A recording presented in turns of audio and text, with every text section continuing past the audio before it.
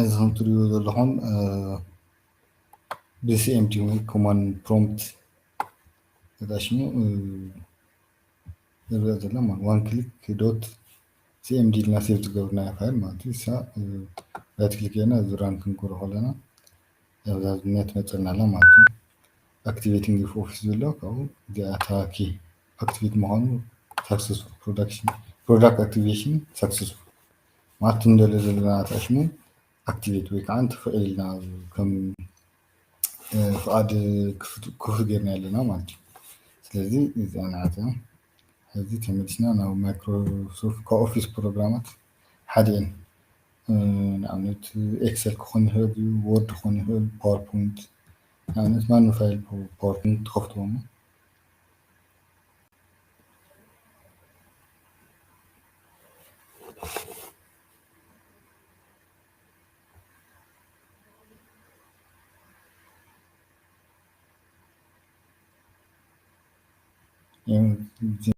ውርድስታት ምግባር ይከኣል እዩ።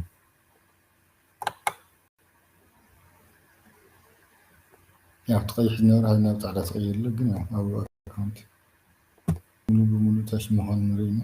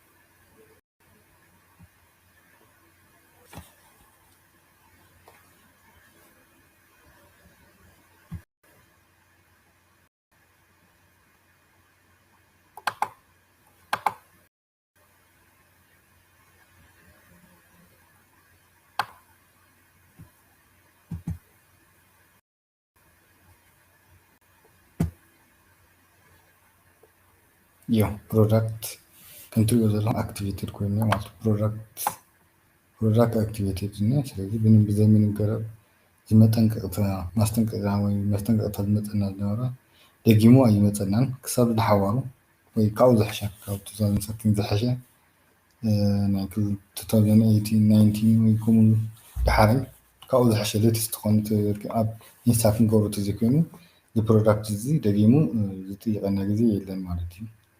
ስለዚ ዋላ ምናልባት ሓሓሊፉ ብካሊእ ምክንያት ተኣሽም እንተኢልና ተጠይቕና ግን እኳ ከመይ ጌርና ከም ነብሮ ያው መጀመርቲ ሴኩሪቲና ንግዚኡ ዲስኣብል ንገብሮ ካብኡ ድማ እታ ትብሎም ኣለኹም እታ ቴክስት ኮፒ ጌርና ሓድሽ ቴክስት ዶክመንት ነዘጋጅ ካብኡ ሴቭ ኣዝ ኢልና ዋን ክሊክ ዶት ኮም ኢልና ያው ብራን ብኣድሚኒስትሬተር ራይት ክሊክ ጌርና ራን ንብሎ ያው ከም ትሪእዎ ዘለኹም ክፍቲ ይኸውን ማለት እዩ። ስለዚ ፍጥነቱ እውን ብጣዕሚ እዩ ዝሸሓት ፌልድ ዝብል ነበረ ከም ትሪእዎ ዘለኹም ምንም የለን በቃ ነፃ ኮይኑ ማለት እዩ። ኣብዚ ቀይሕ ማስጠንቀቂያ እዩ ዘውፅእ ነይሩ ንዋት ኣጋጢሙ ኮይኑ ንብዙሕ በቃ ኣክቲቬት ክሻብ ዘይኮነ ብጣዕሚ እዩ ዘፀግም። ሕዚ ግን ተዓፅዮ ተኸፍቶ ምንም ኣየፀግሞን።